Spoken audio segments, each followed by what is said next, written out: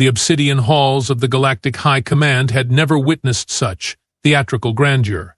Supreme Commander Vex, all 7 feet of purple-scaled magnificence, stood before the assembled council like a peacock displaying for lesser birds. His forearms gestured dramatically as holographic banners unfurled behind him, each one more ridiculously ornate than the last. "Esteemed members of our glorious confederation," Vex bellowed, his voice echoing through the chamber with the subtlety of a meteor impact. "Today marks the end of our charitable patience." The council chamber buzzed with anticipation. Representatives from 47 star systems sat in their ceremonial robes, tentacles, and various appendages practically quivering with excitement. After 1,000 years of what they generously called peaceful coexistence with humanity, they had finally reached their breaking point. Council member Thrix, a blue-skinned being whose head resembled an oversized pineapple, raised one of his many arms. "Supreme Commander, surely you jest. The humans have been adequately compliant during the peace accords." Vex's eyes, all 6 of them, rolled in perfect synchronization. "Compliant? Compliant?" He slammed his primary fist on the podium, causing several smaller council members to jump. "They have grown fat and lazy, comfortable in their little blue marble, thinking themselves safe under our benevolent protection." The Supreme Commander activated his personal hologram projector because, of course, he had one. Images of Earth floated above the assembly, rotating slowly like a prize at some cosmic auction. "Look at them," Vex continued, his voice dripping with disdain. "Building their little cities, flying their pathetic metal birds through their atmosphere, completely oblivious to the true power structures of this galaxy. They have forgotten their place in the grand order of things." Admiral Zorb, seated in the front row with his collection of military decorations glinting like a disco ball, nodded sagely. His species, the Krathnari, were known for their tactical brilliance and their unfortunate tendency to over-accessorize their uniforms. Today Zorb had outdone himself with no fewer than 17 different medals, 4 ceremonial sashes, and what appeared to be a tiny cape attached to his left shoulder. "The humans have indeed grown," presumptuous, Zorb agreed, stroking his elaborate chin tentacles thoughtfully. "Last month, their ambassador actually questioned our mining rights in the Outer Rim territories. Can you imagine? A human questioning us?" Gasps of horror rippled through the chamber. Several council members clutched their pearls, crystals, or whatever the equivalent was for their particular species. Vex raised his hands for silence, a gesture that took considerably longer than necessary due to having 4 of them. "This is precisely why we must act. The peace treaty was meant to keep them manageable. Instead, they have become comfortable, confident. They smile at our delegates. They make small talk about their weather patterns. The audacity," shrieked Council Member Blorg, whose species communicated primarily through elaborate screaming. "Small talk, the most offensive form of verbal assault known to civilized beings." The Supreme Commander began pacing, which was quite a sight given his tendency to coordinate all 4 arms in dramatic flourishes. "For too long, we have allowed them to live under the illusion that they matter in the cosmic order, that their little opinions carry weight in galactic affairs, that their so-called technological progress means anything to species who mastered faster than light travel when their ancestors were still figuring out fire." More nods and murmurs of agreement filled the chamber. Council Member Urix, who looked like a cross between a mushroom and a very angry librarian, stood up with great ceremony. "Supreme Commander Vex speaks truth. Just yesterday I received a communication from Earth requesting cultural exchange programs." Cultural exchange. As if we need anything from a species that still uses fossil fuels for transportation. The crowd erupted in what could generously be called laughter, though it sounded more like a collection of dying machinery and wounded animals having a heated argument. Vex allowed the mockery to continue for exactly 37 seconds, because he had timed it for maximum dramatic effect. Then he raised his hands again, and the chamber fell silent with military precision. "Honored colleagues," he announced, his voice now taking on the tone of someone delivering a funeral oration for common sense, "I hereby call for a formal vote. All those in favor of declaring war upon the human species of Earth, signify in the traditional manner. What followed was a spectacular display of alien democracy in action. Tentacles shot skyward. Claws extended. Bioluminescent patches flashed in agreement. Strange appendages that defied classification waved enthusiastically. Even the energy beings managed to pulse in approval. The vote was unanimous. Not because they had carefully considered the implications, mind you, but because nobody wanted to be the one dissenting voice in a room full of beings with enough firepower to glass a small moon. Excellent, Vex proclaimed, somehow managing to clap with all four hands in a rhythm that was both mesmerizing and slightly nauseating. Admiral Zorb. The overdressed admiral stood at attention, his metals jangling like wind chimes in a hurricane. Yes, Supreme Commander. You will take the third battle fleet to Earth immediately. Deliver our ultimatum with the appropriate flair. Make sure they understand the gravity of their situation. Use the big ships, the ones with all the scary-looking weapons visible from orbit. Zorb saluted with 3 different appendages simultaneously, a move he had clearly practiced in front of a mirror. It will be my honor, Supreme Commander. Should I prepare the formal ultimatum scroll with the gold lettering and the 17 official seals? Obviously. Vex looked appalled at the question. This is a proper declaration of war, not some casual disagreement over trade routes. I want full pomp and circumstance, the intimidating background music, holographic displays of our military might, the works. Wah! As the council session dissolved into excited chatter about battle plans and ceremonial protocols, but none of them noticed the small recording device that had been discreetly placed near the main podium. None of them wondered why the humans had agreed so readily to allow cultural monitoring equipment in their sacred halls, and certainly none of them considered that maybe, just maybe, the humans had been expecting this day for quite some time. Admiral Zorb's arrival at Earth's orbital station was nothing short of spectacular. Well, spectacular if you enjoyed the kind of over-the-top military pageantry that made professional wrestlers look subtle. The third battle fleet emerged from hyperspace in perfect formation, each ship positioned with mathematical precision to create the most intimidating silhouette possible against the backdrop of space. 300 vessels strong, the fleet arranged itself in what Zorb proudly called the Talon of Inevitable Doom.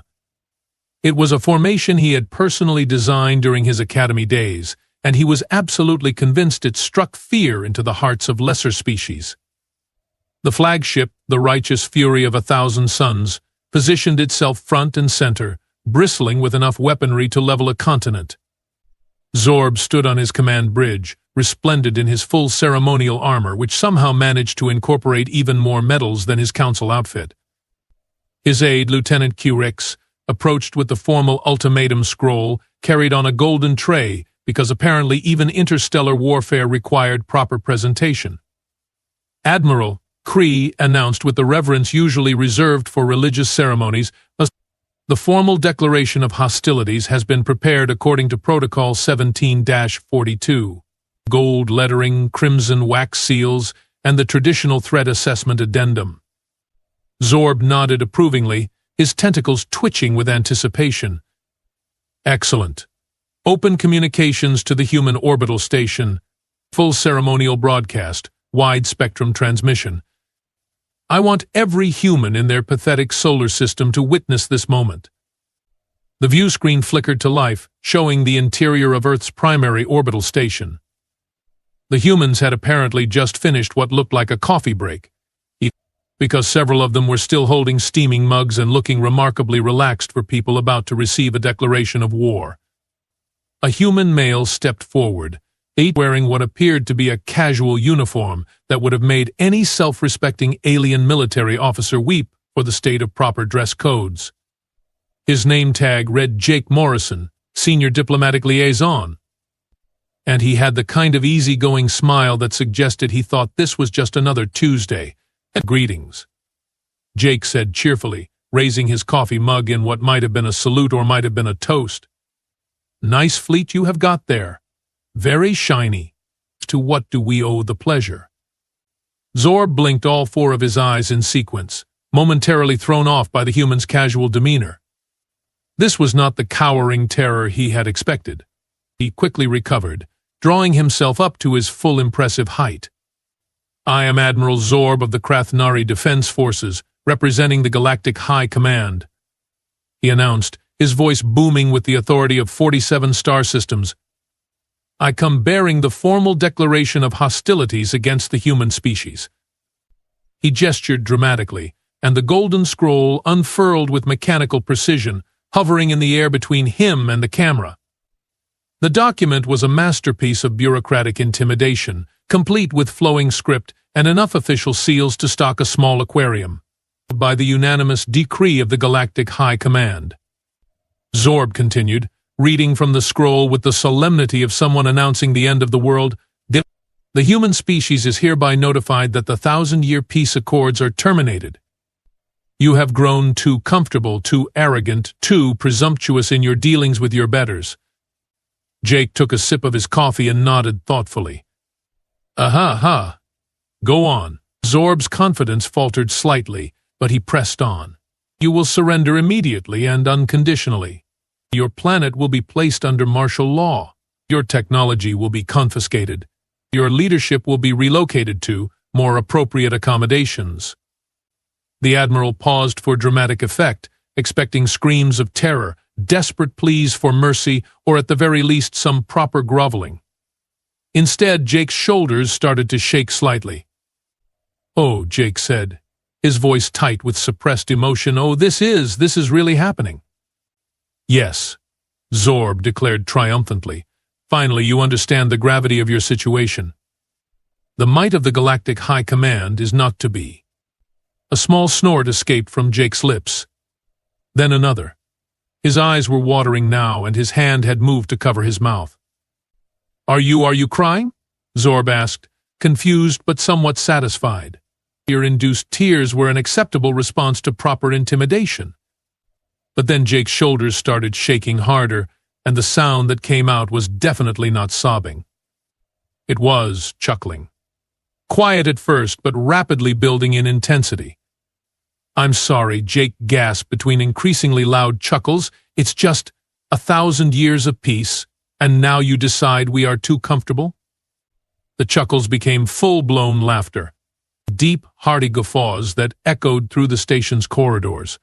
Other humans started gathering behind Jake, drawn by the commotion. When they saw the intimidating alien fleet on the view screen and heard Jake's explanation, they began joining in. First, it was Dr. Sarah Collins from the Research Division, her professional composure cracking as she doubled over with laughter. Then Captain Mike Torres from Station Security started chuckling, which turned into full-blown cackling when he got a good look at Zorb's elaborate uniform. "Wait," gasped Engineer Lisa Park, wiping tears from her eyes. "They think we have been getting soft during the peace." "Oh, that's beautiful." More humans crowded into the frame, each one taking a look at the bewildered alien admiral and the massive, intimidating fleet, and then dissolving into uncontrollable laughter. The entire station seemed to be having the best collective laugh it had experienced in decades. Zorb stood frozen, his jaw hanging open in a way that was decidedly unbecoming for a military officer of his rank. His aide, Lieutenant Curix, looked between the laughing humans and his bewildered admiral, wondering if this was some sort of human psychological warfare technique they hadn't studied in the academy. This is not the appropriate response," Zorb sputtered, his voice cracking slightly. "I have just declared war. War. Do you understand what that means?" Jake, still laughing so hard he could barely speak, managed to wipe his eyes and look directly at the view screen. "Oh, buddy," he wheezed, "you have no idea what you just started." The laughter continued, spreading through the station like the most infectious disease in human history. And somewhere in the back of Admiral Zorb's mind, a tiny voice was beginning to suggest that maybe, just maybe, this wasn't going according to plan. The return trip to the Galactic High Command felt longer than usual, probably because Admiral Zorb spent most of it staring at the bulkhead and questioning every life choice that had led him to this moment. His aide, Lieutenant Kriex, that he had tried to make conversation exactly once before deciding that awkward silence was preferable to watching his superior officer have what appeared to be an existential crisis.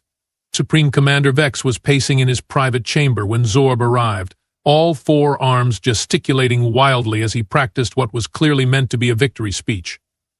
The chamber itself was a monument to alien ego, decorated with trophies from successful campaigns, portraits of Vex in various heroic poses, and what appeared to be a golden statue of himself delivering a speech to a crowd of adoring subordinates. "Ah, Zorb," Vex exclaimed, spinning around with the kind of dramatic flair that suggested he had been rehearsing this moment. "Tell me of the human terror. Did they weep? Did they beg? Did they offer their surrender with the appropriate groveling?" Zorb opened his mouth, closed it, then opened it again like a fish trying to explain quantum physics. "Well, Supreme Commander, that is to say, the humans." "Spit it out, Admiral. Did they surrender immediately, or did it take the full 30 seconds I predicted?" They laughed. The words hung in the air like a bad smell at a diplomatic dinner party.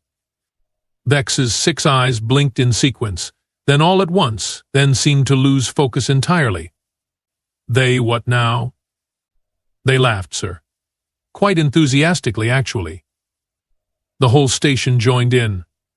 It was, Zorb paused, searching for the right words, the most comprehensive laughter I have ever witnessed. Vex's purple complexion started shifting toward a rather alarming shade of magenta. "They laughed? At a formal declaration of war? At the might of the Galactic High Command? At my carefully crafted ultimatum?" "Yes, sir. Particularly at the part about them being too comfortable." The Supreme Commander's eye twitched. It was a small twitch, barely noticeable, but it was the kind of twitch that suggested volcanic eruptions were imminent.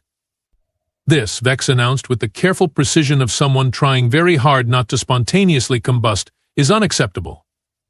Clearly they did not understand the severity of their situation. "We must escalate. Immediately." Within hours, the Galactic High Command's response was swift and overwhelming. The 4th, 5th, and 6th battle fleets were deployed to Earth's solar system, bringing the total invasion force to over 1,000 ships. Each vessel was equipped with enough firepower to reduce a moon to cosmic dust, and they arranged themselves in increasingly elaborate formations around Earth. Vex personally crafted the second ultimatum, this time adding what he called enhanced intimidation protocols. The message was delivered via holographic projection that was visible from Earth's surface, complete with ominous background music composed by the galaxy's most acclaimed war orchestra, Humans of Earth. The projection boomed, with Vex's image towering over their major cities like an angry purple god having a particularly bad day. "You have failed to comprehend the gravity of your situation. Behold the assembled might of 1,000 worlds. Surrender now, or face the consequences of your foolish defiance." The response was almost immediate, and it was laughter. Again. But this time it wasn't just the orbital station. This time it was the entire planet. Every major city erupted in spontaneous laughter as citizens poured into the streets, pointing at the holographic projection and absolutely losing their collective minds with amusement. Jake Morrison, who had apparently become Earth's unofficial spokesperson for alien relations, appeared on every major communication network. He was still chuckling when he addressed the camera. "Folks," he said, wiping tears from his eyes, "they brought more ships. 1,000 of them this time. Because apparently our laughter wasn't clear enough the first time around. The Human Information Network, which the aliens had always dismissed as primitive chatter, exploded into what could only be described as the most comprehensive mockery festival in recorded galactic history. Within minutes, images of the alien fleet were being transformed into what humans called memes. One popular image showed Admiral Zorb's elaborate uniform with the caption, "When you have more medals than battle experience." Another featured the alien battle formation with "compensation much?" written in large, cheerful letters. The humans created something called Alien Fleet Bingo, where citizens could mark off squares for things like unnecessarily dramatic entrance, overly complicated ship formation, and threatens planet while wearing fancy cape. Commander Vex, watching these developments from his command center, felt something he had never experienced before. It might have been doubt, but he refused to acknowledge it as such. Instead, he chose to interpret it as righteous fury at maximum intensity. He deployed the entire Galactic Navy. He roared, spittle flying from his mandibles. Every ship, every fleet. I want our force so massive that it blocks out their sun. Sir, his aide ventured carefully. Perhaps we should consider that the humans might. Might what? Vex's voice reached frequencies that caused nearby crystal displays to crack. Might laugh harder. Fine. Let them laugh. Let them laugh as they witness the assembled might of 47 civilizations. And so the escalation continued. 5,000 ships. 10,000. 20,000. Each deployment met with increasingly hysterical human laughter and ever more creative memes. The humans started taking bets on how many ships would show up next, with the winners donating their earnings to something called the Galactic Comedy Relief Fund. One particularly popular human entertainment program began featuring a segment called Alien Fleet Forecast, where comedians would predict the next day's ship deployments with the same enthusiasm typically reserved for weather reports.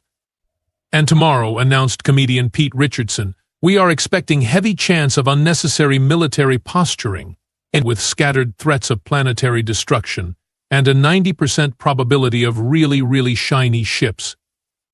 The audience erupted in applause while the galaxy's most feared military commanders watched in bewildered horror as their carefully orchestrated intimidation campaign became the punchline to the universe's longest-running joke. Supreme Commander Vex stared at the reports flooding in from his intelligence division, each one more confusing than the last. The humans weren't just laughing anymore. They were celebrating. They were having parties. They were selling T-shirts with alien ship designs on them. And somewhere in the back of his mind, a small voice was beginning to suggest that maybe, just maybe, the humans knew something that the Galactic High Command did not. Intelligence Officer Crix had always prided herself on being the calm, analytical voice of reason in a galaxy full of dramatic posturing and theatrical declarations. While her colleagues spent their time polishing medals and practicing intimidating speeches, she preferred the quiet satisfaction of data analysis and pattern recognition.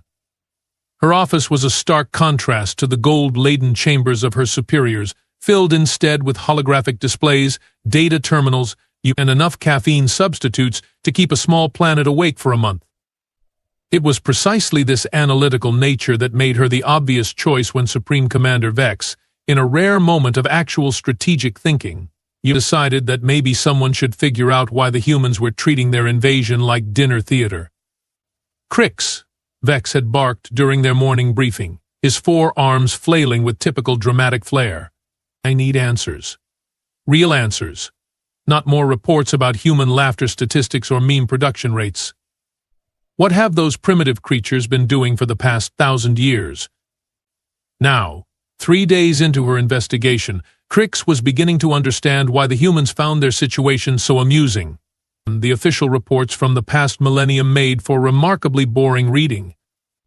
According to Galactic intelligence files, humanity had spent their peaceful years doing exactly what one would expect from a species under protective supervision. Mining operations in the asteroid belt, she read aloud to her empty office, scrolling through report after report. Expanded their colonies to Mars and the outer moons. Continued their quaint little scientific research programs. It built more of those charmingly primitive space stations. She paused at a report dated 300 years ago. Human Mining Consortium requests permission to expand operations to Jupiter's moon system. Approved for mineral extraction only. Standard protocols observed. Another report, 200 years old, human deep space research mission launches to study stellar phenomena.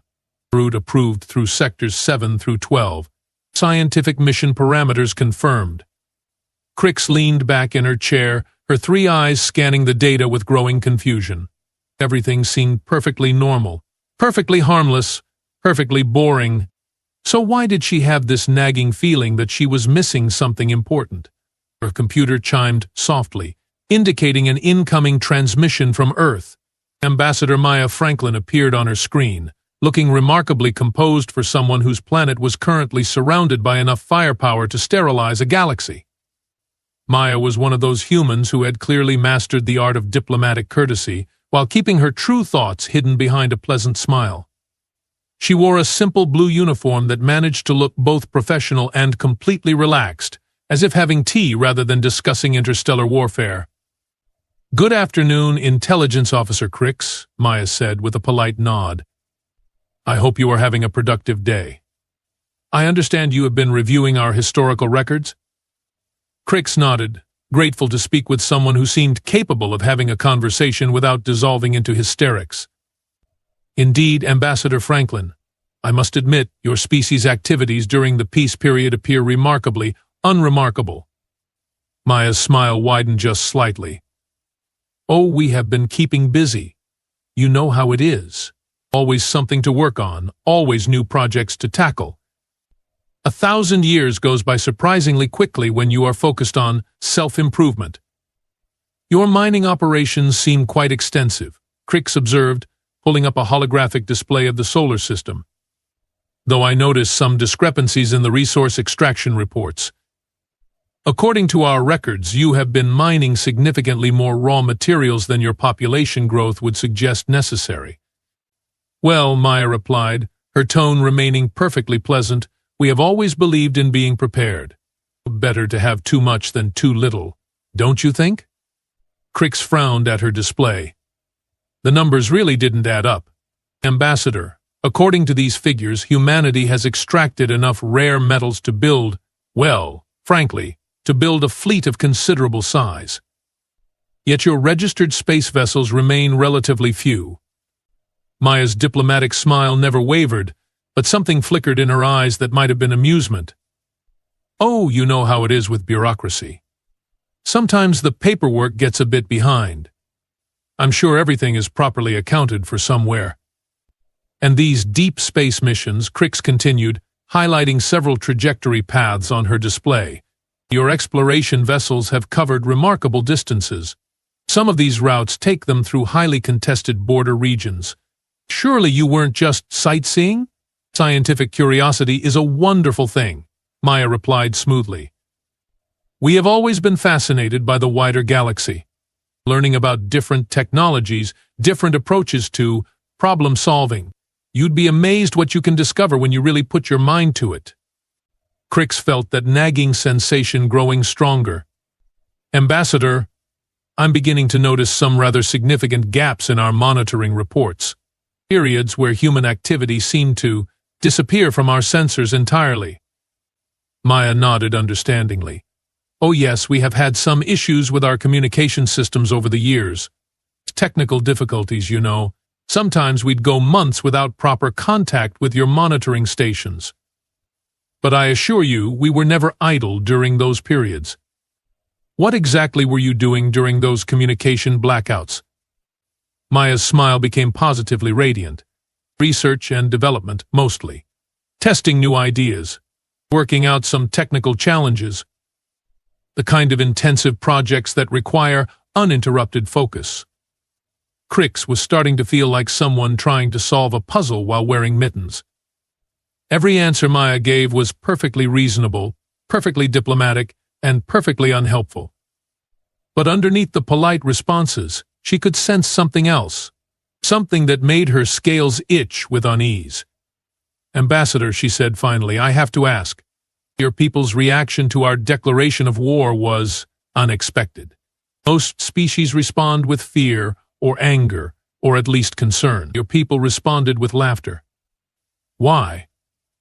Maya leaned forward slightly, and for just a moment, her diplomatic mask slipped. Her eyes sparkled with something that was definitely amusement, but also something deeper, something that looked almost like pity? "Intelligence Officer Crix," she said gently, "can I give you some friendly advice? You might want to suggest to Supreme Commander Vex that he reconsider this whole invasion idea. Not because we are particularly worried about it, mind you, but because, well, let's just say that after 1,000 years of peace, we have had a lot of time to think about what we'd do if someone decided to interrupt it. Maya's smile returned to full diplomatic brightness. Of course, that's entirely up to you and your command structure. We certainly wouldn't want to tell the Galactic High Command how to conduct their affairs. We are just here if you need us. The transmission ended, leaving Crix staring at a blank screen and feeling more confused than ever. She turned back to her data displays, but now everything looked different. The mining reports, the exploration missions, the communication blackouts, all of it seemed to form a pattern that she couldn't quite grasp. But one thing was becoming increasingly clear: the humans weren't laughing because they were stupid or oblivious. They were laughing because they knew something that the entire Galactic High Command had completely missed. And if Maya's barely contained amusement was any indication, it was something that the aliens were going to find out the hard way. Crix hadn't slept in 3 days. Not because she couldn't, but because every time she closed her eyes, she saw numbers that didn't make sense, patterns that shouldn't exist, and data trails that led to conclusions so absurd that her analytical mind refused to accept them. The breakthrough came at 0347 hours on the 4th day, when she finally stopped looking at what the reports said and started looking at what they didn't say. "Computer," she commanded, her voice hoarse from too much caffeine substitute and too little rest. "Cross-reference all human mining operations with seismic activity reports from their solar system, include data from our deep space monitoring stations." The holographic display shimmered to life, overlaying mining site locations with seismic readings. What Crix saw made her stomach perform operations that defied several laws of physics. Every single mining operation had been accompanied by seismic activity equivalent to massive explosions.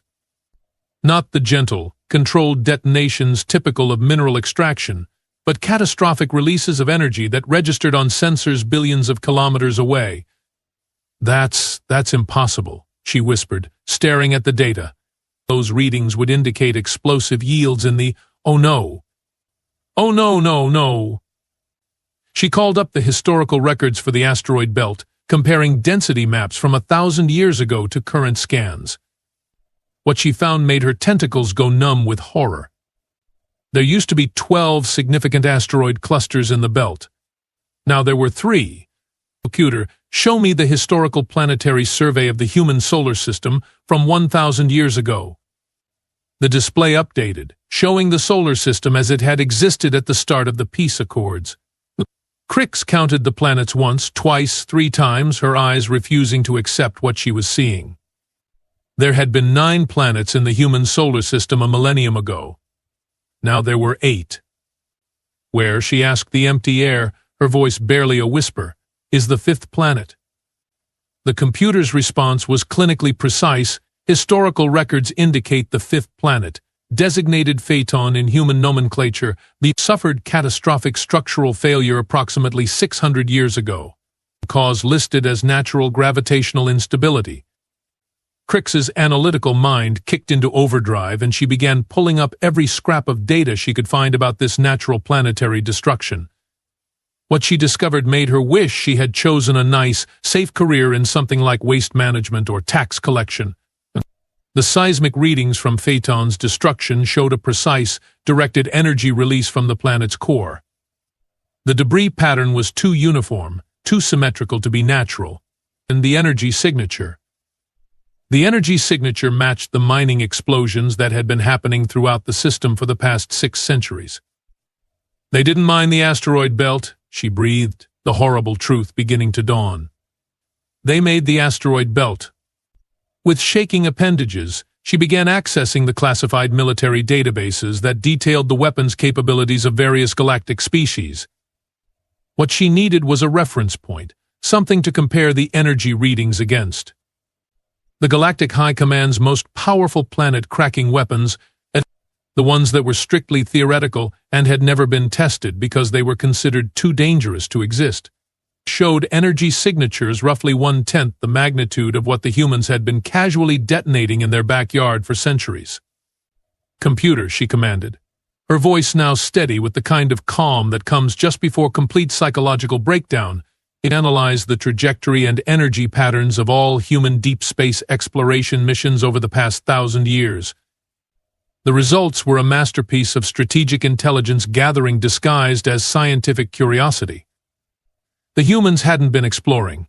They had been conducting reconnaissance missions to every major military installation, shipyard, and strategic resource depot in the galaxy.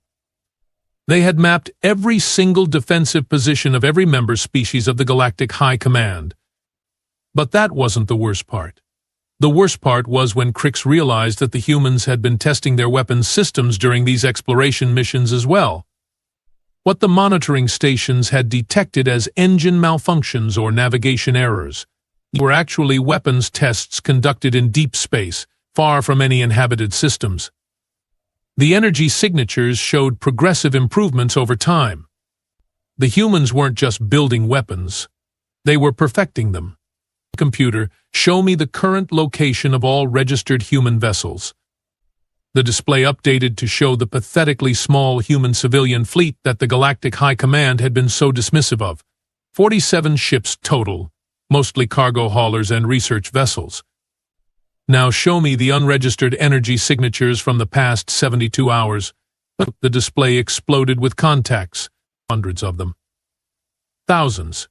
Ship-sized objects moving through space with propulsion systems that didn't match any known technology in the galactic database. They were everywhere, hiding in asteroid fields, behind moons, in the outer reaches of star systems. The humans had been building a fleet, a massive, technologically advanced fleet that made the entire galactic navy look like a collection of antique toys. Crix pulled up the weapons analysis data one more time, comparing the energy signatures from human mining operations to the theoretical capabilities of their hidden fleet. The math was simple, elegant, and absolutely terrifying. Each human vessel appeared to be equipped with weapons capable of planetary destruction. Not surface bombardment, not strategic strikes, complete, total, planet-cracking devastation. They have been at war, she whispered to herself, the pieces finally falling into place. For 1,000 years they have been at war, with themselves, with their own solar system, testing weapons, perfecting tactics, building the most powerful military force in galactic history. She thought about Ambassador Maya's polite suggestion that Supreme Commander Vex might want to reconsider the invasion. She thought about the human laughter, the memes, the complete lack of fear when faced with the assembled might of 47 civilizations. They weren't laughing because they were ignorant. They were laughing because they had spent a millennium preparing for this exact moment. The communication blackouts suddenly made perfect sense. During those periods when human signals had mysteriously disappeared from galactic monitoring systems, they had been conducting full-scale war games, testing their ships, their weapons, their tactics against increasingly sophisticated scenarios, and judging by the progression of energy signatures over time, they had been winning those war games by increasingly devastating margins. Crix called up the final piece of data, the energy readings from Earth's moon. According to official records, it was a lifeless rock that the humans used for scientific research and mineral extraction. The scans told a different story. The moon was hollow, or completely hollow, and the energy readings from its interior suggested it wasn't just a base or a research facility. It was a weapon. A moon-sized weapon pointed directly at the assembled galactic fleet. Computer, she said quietly, estimate the destructive potential of a directed energy weapon with the mass and energy signature of Earth's moon. The computer processed for several seconds before responding, unable to calculate. Energy yield exceeds maximum parameters of simulation software. Crix sat back in her chair, staring at the data displays that had just turned her understanding of the universe upside down. The humans hadn't been living under the protection of the Galactic High Command for 1,000 years. The Galactic High Command had been living under the protection of the humans. And now Supreme Commander Vex had just declared war on the most militarily advanced species in galactic history. A species that had spent a millennium preparing for this moment, building weapons that could crack planets like eggs, and apparently viewing the entire thing as the galaxy's most elaborate practical joke. Somewhere in the depths of space, 1,000 human warships were probably powering up weapons that could sterilize star systems. while their crews placed bets on how long it would take the aliens to figure out what they had gotten themselves into. Crix reached for her emergency communication device, her tentacles trembling as she prepared to deliver the worst intelligence report in galactic history. The emergency session of the Galactic High Command was a study in barely controlled panic masquerading as dignified concern. Supreme Commander Vex paced behind his podium like a caged animal, his forearms gesticulating wildly as Intelligence Officer Crix delivered her report. With each revelation, the assembled council members grew increasingly pale, purple, green, or whatever color their species turned when facing existential dread. "Are you telling me," Council Member Blorg screeched, his usual dramatic flair replaced by genuine terror, "that the humans have been conducting weapons tests powerful enough to destroy planets, and we classified them as mining operations?" Crix nodded grimly, her display showing the devastating energy signatures that had been hiding in plain sight for centuries. The fifth planet in their system, Phaeton, wasn't destroyed by natural gravitational instability. It was target practice. The chamber erupted in what could generously be called controlled hysteria. Several council members began hyperventilating, which was particularly alarming for the species that didn't actually breathe oxygen. Admiral Zorb, still wearing his ridiculous collection of medals, stood up with obvious reluctance. "Supreme Commander, perhaps we should consider tactical withdrawal? Strategic repositioning? Running away very, very fast?" Before Vex could respond with what was surely going to be another theatrical display of outraged dignity, the main view screen flickered to life. The image that appeared made every being in the chamber fall silent instantly. General Rex Harrison stood in what was clearly a military command center, but one unlike anything in the galactic database. The walls hummed with energy displays showing real-time tactical information, weapon systems that defied current understanding of physics, and star charts that marked every single alien position in the galaxy with uncomfortable precision. Rex himself was a study in casual confidence. Unlike the elaborate uniforms and ceremonial decorations favored by galactic military leaders, he wore simple fatigues with a single name tag. No medals, no fancy insignia, no dramatic cape. Just a middle-aged human with graying hair and the kind of relaxed demeanor that suggested he was about to explain something very obvious to very slow children. "Good afternoon, gentlemen," Rex said pleasantly, nodding toward the camera as if he were joining a casual video conference rather than addressing the supreme military leadership of 47 civilizations. "I understand you have been having some concerns about our response to your declaration of war." Supreme Commander Vex struggled to regain his composure, drawing himself up to his full impressive height. "General Harrison, you will address this council with the proper respect due to." "Yeah, about that," Rex interrupted gently, consulting what appeared to be a tablet computer. "I have been monitoring your communications for the past few days, and I think there might be some misunderstandings that need clearing up." The casual admission that humans had been monitoring supposedly secure galactic military communications hit the council like a physical blow. Several members actually fell out of their chairs. Rex continued as if he hadn't just admitted to what should have been impossible. "First off, thank you for finally giving us a legitimate reason to field test our new defensive systems. We have been running simulations for centuries, but there's nothing quite like real-world applications to work out the bugs."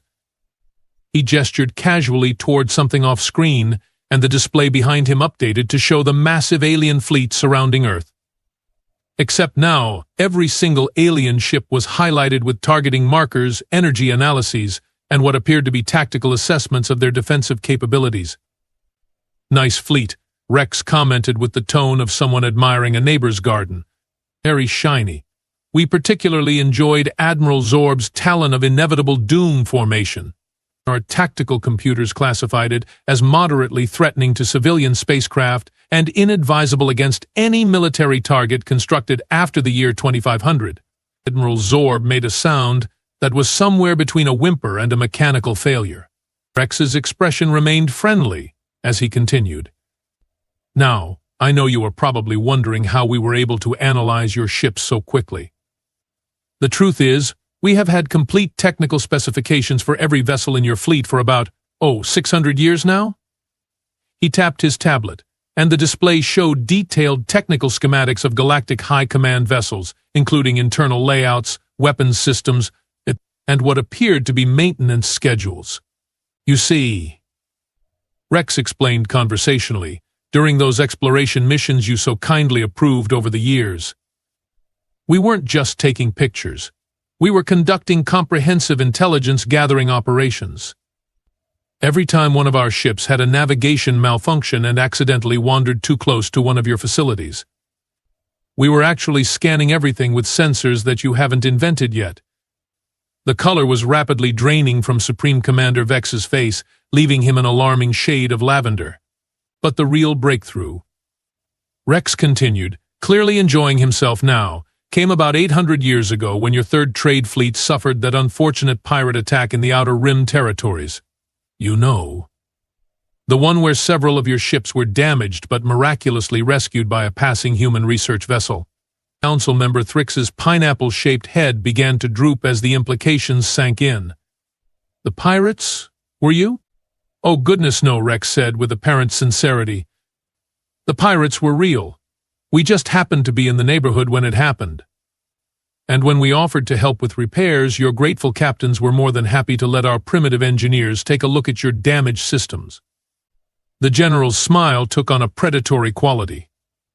"Turns out, reverse engineering technology is a lot easier when the original owners hand you complete technical manuals and detailed repair instructions. Within 50 years, we had not only figured out how all your technology worked, but we had improved it by several generations." Rex gestured again, and the display showed a comparison between alien weapons systems and their human equivalents. The difference was like comparing a stone axe to a nuclear missile. "The funny thing about a 1,000-year peace treaty," Rex continued conversationally, "is that it gives you a lot of time to prepare for when the peace inevitably ends. While you were sitting around polishing your medals and practicing intimidating speeches, we were conducting the most comprehensive military preparation program in galactic history." He pulled up another display showing human weapons testing over the centuries. Every mining operation was a weapons test. Every scientific mission was a reconnaissance run. Every communication blackout was U.S. conducting full-scale war games against simulated alien forces. The general paused, letting that sink in before delivering the final blow. "And just so we are all clear on the current tactical situation, your fleet of 20,000 ships is currently surrounded by approximately 45,000 human vessels that you can't see because our stealth technology is about 3 centuries ahead of your detection capabilities." The holographic display updated to show the true scope of human military presence in the solar system. Ships materialized on sensors like stars appearing at sunset, surrounding and outnumbering the alien fleet by more than 2 to 1. Each of our vessels, Rex continued with academic precision, is equipped with weapons systems capable of planetary destruction. Your smallest patrol craft carry more firepower than your largest battleships. And our moon? He paused for dramatic effect. Well, let's just say that if we decided to use it as intended, we could sterilize everything within a 10-light-year radius. The chamber was so quiet that the sound of several council members' nervous systems shutting down was clearly audible. "So," Rex concluded, his friendly demeanor never wavering, "when you ask us why we are laughing, the answer is simple.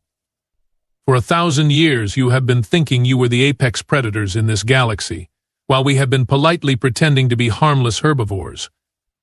The laughter isn't mockery. Gentlemen, it's relief. He leaned forward slightly, and for the first time his smile carried a hint of something that wasn't entirely friendly. Because after a millennium of preparation, we finally get to find out if all our theories about galactic warfare are correct. The transmission ended, leaving the Galactic High Command staring at a blank screen and contemplating the fact that they had just declared war on a species that had been treating them like adorable but potentially dangerous pets for 1,000 years. The silence in the Galactic High Command chamber was the kind of profound quiet that usually preceded either enlightenment or complete psychological breakdown. Supreme Commander Vex stood frozen behind his podium. his 6 eyes blinking in rapid succession as his brain attempted to process information that violated every assumption he had held about the natural order of the universe. It was Intelligence Officer Crix who finally broke the silence, her voice barely above a whisper. "Supreme Commander, we need to discuss immediate withdrawal protocols." "Withdrawal?" Vex's voice cracked like an adolescent going through puberty. "We don't withdraw. We are the Galactic High Command. We have 47 civilizations under our protection. We have the largest military force in known space," had Admiral Zorb corrected quietly, staring at his collection of medals with the expression of someone who had just realized they were all participation trophies. "We had the largest military force. Apparently, we have been outgunned for several centuries." Before anyone could respond, the view screen flickered to life again. This time, it wasn't General Rex's friendly face that appeared, but a technical readout that made every military officer in the chamber feel their career prospects evaporating in real time. Dr. Helen Carter appeared on screen, and wearing a lab coat and the kind of excited smile that scientists got when they were about to explain something that would fundamentally change everyone's understanding of reality. Behind her, massive displays showed weapon schematics that looked less like military hardware and more like instruments of cosmic horror. "Hello there," she said cheerfully, as if greeting old friends rather than addressing the military leadership of half the galaxy. "General Rex thought you might be interested in a technical briefing on our current defensive capabilities. I'm Dr. Carter, head of the Human Defense Research Division." She gestured toward the displays behind her with obvious pride. "Now, I know you are probably curious about our weapon system, so let me start with some of our earlier projects.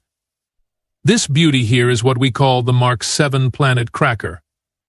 The display showed a device that was simultaneously elegant and terrifying, its sleek design hiding the kind of destructive potential that made supernovas look like firecrackers.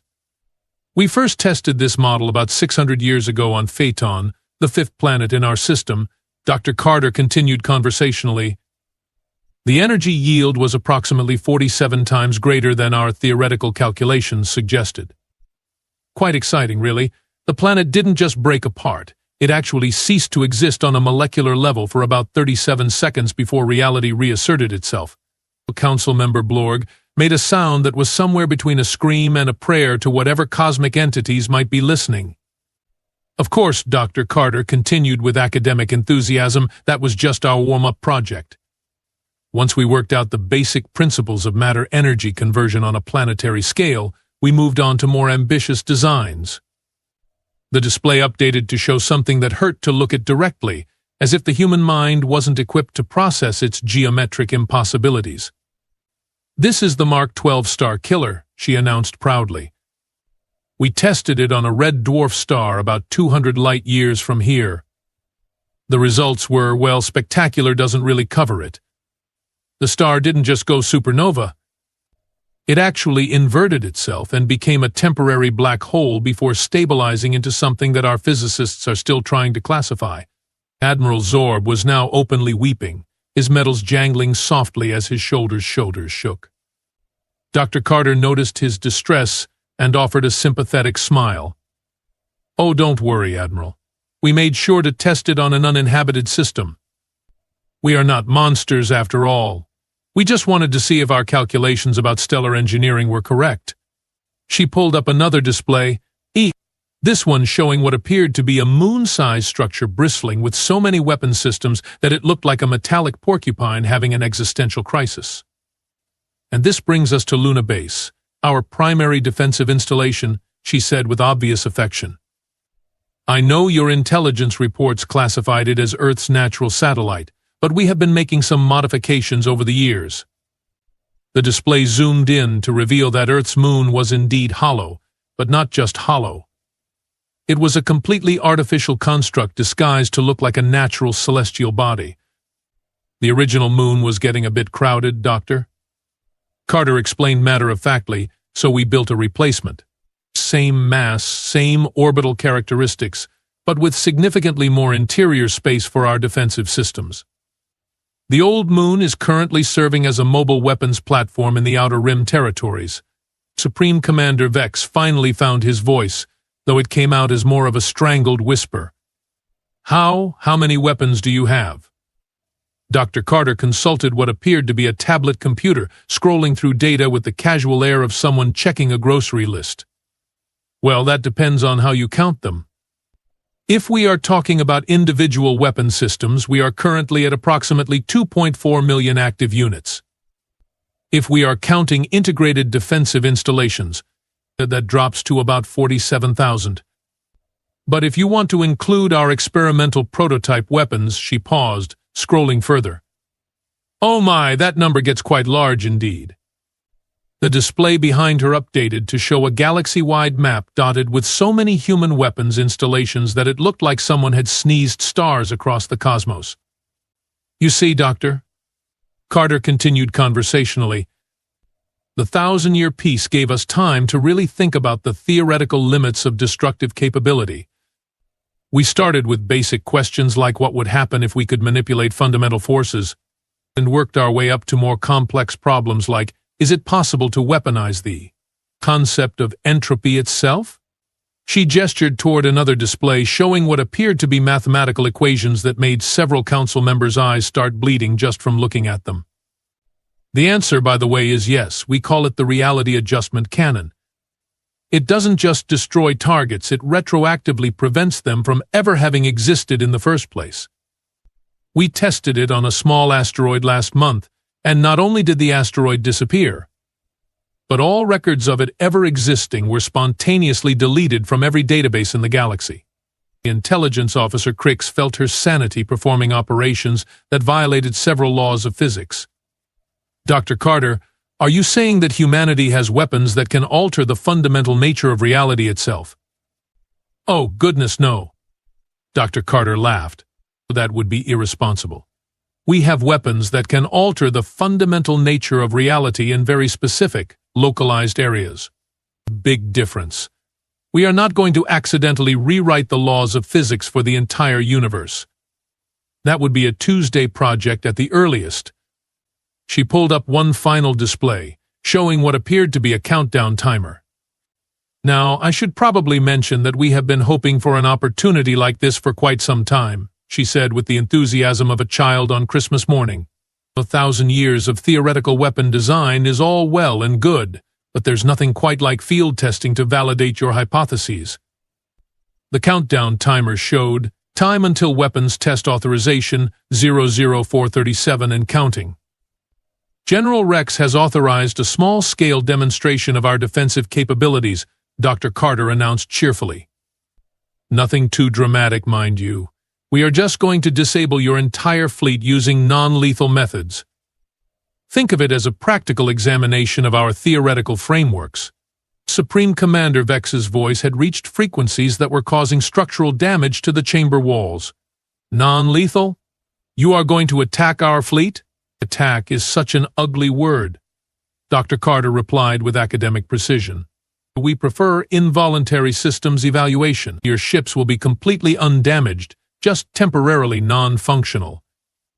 The crews will be fine, though they might experience some minor temporal displacement and possibly some philosophical uncertainty about the nature of existence.